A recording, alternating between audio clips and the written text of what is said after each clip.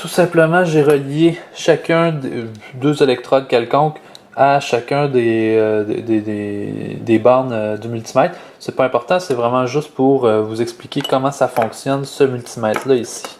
Donc, une fois qu'ils sont à l'intérieur comme ça ici, je peux ouvrir mon multimètre. Première des échelles, c'est marqué 1000. Qu'est-ce que ça veut dire le 1000? Ça veut dire qu'on a un maximum de... Oh, je pense que mes chiffres se touchent. On a un maximum de 1000 volts qui pourrait être lu avec le multimètre. Ici, on voit que ça oscille 0, 1, 0, 1. Ça, c'est parce que on oscille entre la valeur 0 et la valeur 1. Ça veut dire que notre valeur réelle, elle est entre 0 et 1. Donc, c'est pas très précis pour ce qu'on a à faire, nous. C'est pour ça qu'habituellement, dans le cahier, ils vous disent d'aller dans le 200. Parce que le 200, vous allez voir ce que ça va faire. Ça va tout simplement changer l'échelle un petit peu plus. Ça tasse la virgule, comme j'ai dit tantôt. Oh! Au lieu de entre 0 et 1, on vient de tasser la virgule. Donc maintenant, on pourrait avoir une lecture maximale de 200 volts. Sauf que ici, on est vraiment beaucoup plus bas que ça. On est à 0, là, attendez, là, il faut que je me replace. 0,8 qu'on avait tantôt. C'est juste qu'il ne faut pas que je touche mes fils. En même temps, en tout cas, 0,7, 0,8, ça peut changer dépendamment de la sénilité de l'eau un peu. Tiens, voilà, 0,8. Ça, c'est ma valeur que là, donc c'est 0,8 volts. C'est plus précis que le 1000. Si on se tasse encore d'un autre, on voit qu'on aurait une valeur maximum de 20 volts qu'on pourrait lire avec le voltmètre. On se tasse encore. Oups. Donc, on aurait une valeur qui est beaucoup plus précise encore.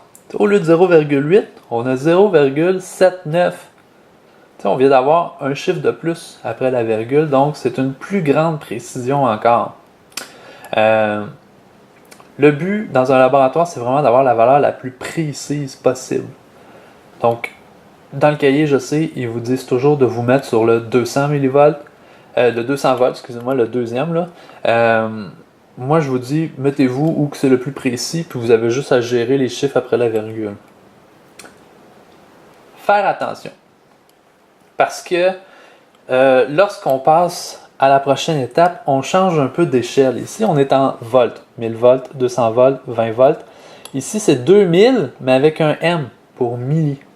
Donc, 2000 millivolts. En gros, ça revient à la même chose que dire que le maximum qui peut être lu, c'est 2000 millivolts. Donc, si vous faites le calcul rapide, c'est 2 volts.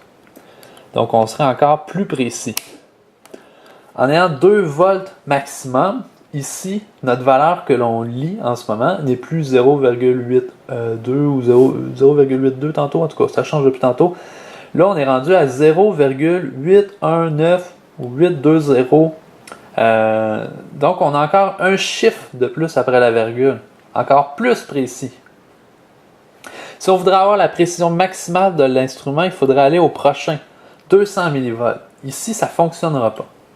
Tout simplement parce que le maximum qu'on peut lire, c'est 200 millivolts. Nous autres, on est à 800. Pas mal au-dessus, ça. Donc, habituellement, qu'est-ce que ça fait? Ça explose pas. C'est pas grave si on y va. Ça fait juste écrire 1 avec un petit point ici.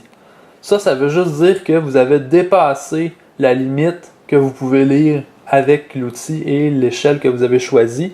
Ce qu'on a à faire, c'est de revenir une échelle avant pour avoir l'avant-dernière.